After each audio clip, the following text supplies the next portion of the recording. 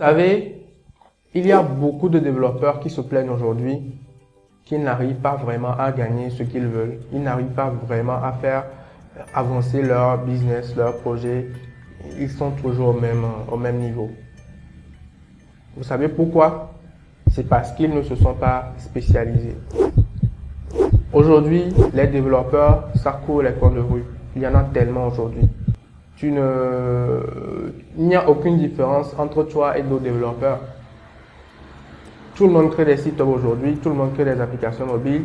Il y a même des outils qui créent des sites web pour nous aujourd'hui. Maintenant, qu'est-ce qui fait de toi une personne rare? Qu'est-ce qui fait de toi la perle rare des développeurs? C'est la spécialisation. Alors, les experts, si vous voulez être vraiment un expert, comme on le dit, être dans la communauté des experts, vous ne devez pas être parmi ces développeurs. Vous ne devez pas être parmi les lots. Vous devez être parmi le top 1 des développeurs. Et pour être parmi le top 1 des développeurs, tu dois te spécialiser dans un domaine précis. Tu dois te spécialiser sur une technologie précise. Tu dois te spécialiser sur un framework précis, ainsi de suite. Tu dois être un spécialiste. Être spécialiste ne veut pas dire que tu ne peux plus créer des sites web. Bien sûr, tu crées des sites, tu fais tout ce que tu fais, mais tu as un niveau supérieur dans un domaine techno précis que des gens vont payer cher. Les gens vont payer cher pour que tu puisses leur fournir ces services-là. Parce que vous n'êtes pas nombreux. C'est de ça que nous allons parler aujourd'hui. Alors, si tu aimerais faire partie des top 1 des développeurs, regarde cette vidéo jusqu'à la fin. Let's go!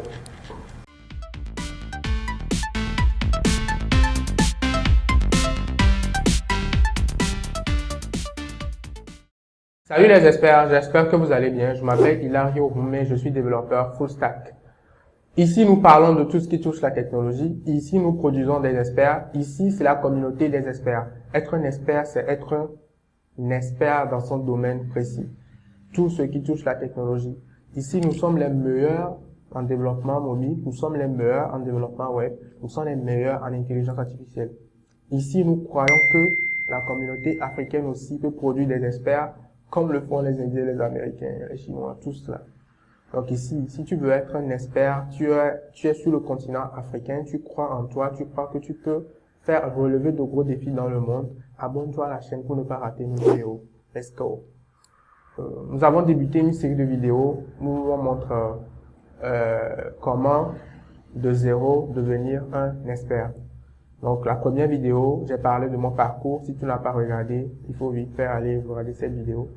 Nous avons parlé après de comment trouver son premier client. Parce que tu apprends à coder, tu dois gagner de l'argent avec. Tu ne dois pas investir dans la formation et ne rien gagner avec. Donc si tu n'as pas regardé cette vidéo-ci, va vite faire la regarder.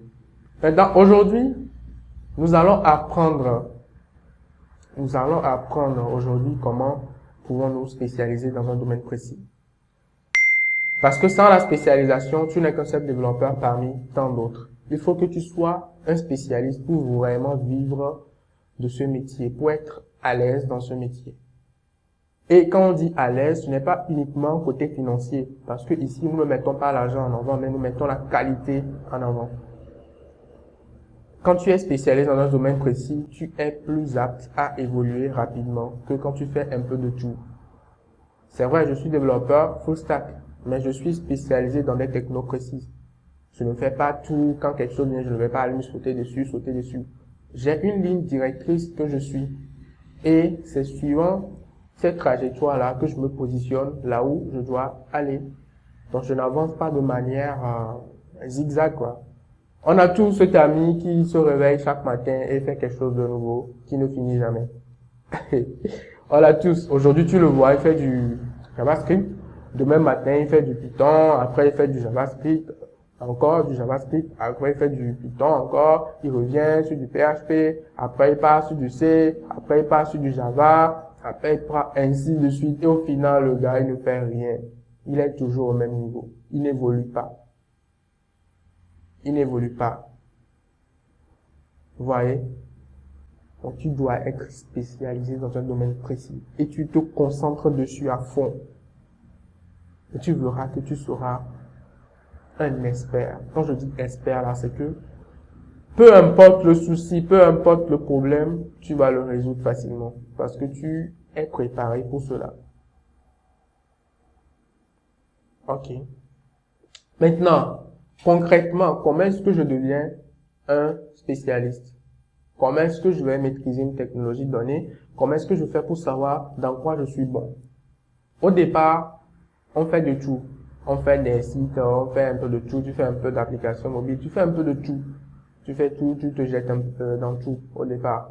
Tu fais un peu de WordPress par ici pour gagner un peu de sous. On l'a tous fait. Maintenant, comment est-ce que tu vas te mettre dans un domaine précis? Vous savez, pour détecter dans quoi tu es fort, il suffit d'analyser le nombre d'heures que tu passes sur certaines tâches.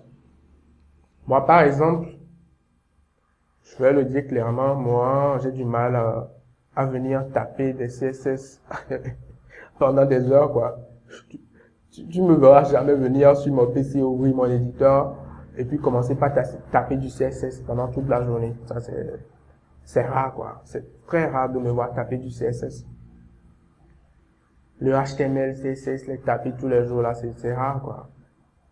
Par contre, là, mets-moi devant un backend en Python, un backend en PHP. Je peux rester là-bas même toute une éternité et je vais jamais, je ne me fatigue pas. Je suis toujours à fond dedans parce que c'est ça qui me passionne. Ce qui me passionne le plus, c'est le backend. Je suis full stack, mais moi, je suis plus à l'aise sur le backend. Vous comprenez? Du coup, tout ce qui est serveur, API, déploiement, tout ça là, je le maîtrise et j'aime faire ça.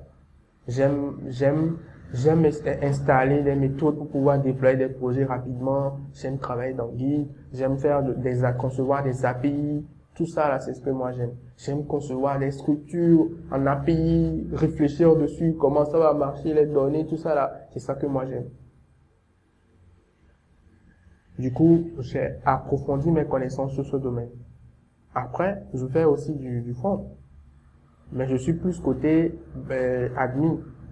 Créer des plateformes d'administration avec Vue.js par exemple. Ça, j'aime beaucoup. Comprenez? Ça, j'aime beaucoup. Je fais du Vue.js, du JavaScript et tout. Comprenez? Du coup, voilà un peu un exemple concret que je vous montre. Donc, toi aussi, de ton côté, prends le temps de vraiment voir dans tes journées, quand tu écris du code, qu'est-ce que tu aimes le plus faire? Quand tu te réveilles, que tu n'as même pas envie d'ouvrir ta machine.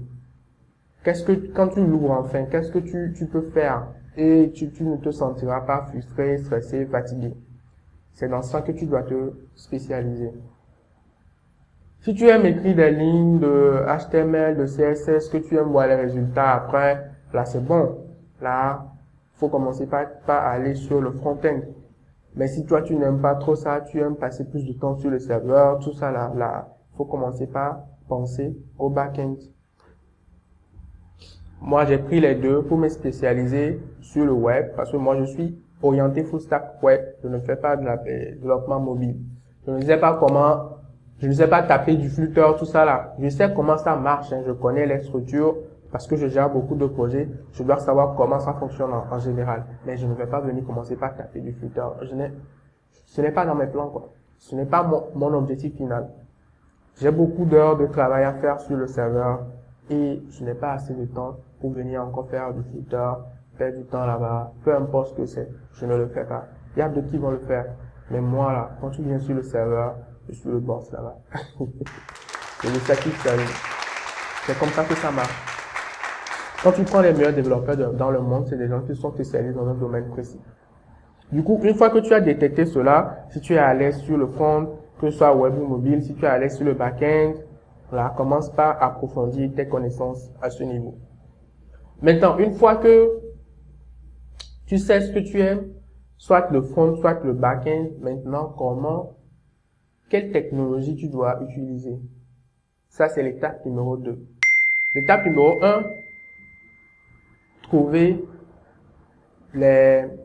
détecter ta passion, tes aptitudes, tes compétences, là où tu es bon, là, il faut le détecter. Ce que tu aimes faire, tu dois le détecter. Ça, c'est l'étape numéro 1. Maintenant, l'étape numéro 2, c'est quoi? Il faut maintenant upgrade ton niveau dans ce domaine-là. Si c'est le front-end là, maintenant tu dois upgrade ton niveau. C'est que tu dois te mettre à ce niveau dedans. Tu dois devenir le meilleur dedans. Et comment est-ce que tu le fais? Tu dois choisir une technologie donnée. Mais le choix de la technologie, ce n'est pas un choix que tu fais comme ça au hasard. Ce n'est pas parce que tu as commencé avec, disons quoi, tu as commencé avec, je vais dire quoi, une technologie donnée que c'est fini, c'est ça que tu connais. Il faut te spécialiser dans les technologies qui sont les plus demandées. Ici, nous allons céder les choses en deux niveaux. On va parler des technologies, après nous allons parler des frameworks. Donc ici, la base, quand tu veux être sur le front, c'est quoi? C'est JavaScript, HTML et le CSS. JavaScript, HTML et le CSS. Ça, c'est les bases. Même pour celui qui veut faire du back-end, tu seras étonné, tu as besoin aussi de tes spécifiques. Tu dois maîtriser ces trois technos-là, tu dois les maîtriser.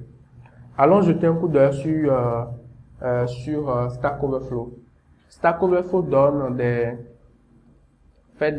stats chaque année sur les technos les plus utilisés. Donc ici, tu verras que JavaScript est en tête. 65,36% des développeurs maîtrisent du JavaScript. Après, tu as le HTML et le CSS. Ça, nous sommes à 55,8%. Après, on a le SQL, 43,49%. Après, nous avons du Python, TypeScript, Java, PHP, tout le reste. Donc, apprends à utiliser les stats pour te spécialiser. Il faut aller voir dans le monde là, ce que les gens font. Et c'est sur ça que tu dois marcher. Arrête de faire les choses au hasard. Avance avance sur un niveau supérieur. N'avance pas parce que mon ami fait tel motif, je dois le faire. Il faut aller voir les sondages, les statistiques, car les chiffres ne mentent jamais. Agis comme un investisseur. Agis comme si tu faisais du trading, quoi. Ici, c'est un marché. Il y a des choses qui sont en haut, qui sont en bas. Tu vas pas aller prendre ici, par exemple. Mais tu peux le faire, hein. Tu vois, ici, on vient en bas. On a une techno qu'on appelle APL, Fortran, quoi, 0,9, 0,4. C'est bon. C'est très rare. C'est que c'est très demandé. Mais est-ce que dans ton condition, dans le pays où tu habites, est-ce que c'est vraiment un truc dont tu as besoin? Pose-toi cette question. Donc ici, moi, rapidement, je vois que JavaScript, HTML, SQL, Python, TypeScript, Java, c'est jusqu'à C. Le JavaScript jusqu'à C, tu peux prendre des trucs ici, des technos ici. Tu comprends? Et commencer par augmenter ton niveau dedans. Si tu faisais déjà du JavaScript, commence par aller à un niveau supérieur dans JS. Suis des bonnes formations, prends un mentor et tout qui va te guider, qui va t'assister. Et si tu as besoin d'un mentor, n'hésite pas à prendre un rendez-vous, un appel téléphonique ou en présentiel avec nous dans notre bureau pour qu'on puisse t'accompagner. Le lien est dans la description, n'oublie pas. Après, nous allons passer sur les frameworks. Ici, nous avons la liste des frameworks les plus demandés dans le monde. Tu vois, ici, le premier, c'est Node.js. Ça, tout le monde le sait. Après, on a React.js. Après, on a jQuery. Après, on a Express. Après, on a Angular. Après, on a Vue.js. Là, je vais décevoir les fans de Laravel. Laravel est en bas, 9,45%. Mais n'empêche que tu fais du Laravel.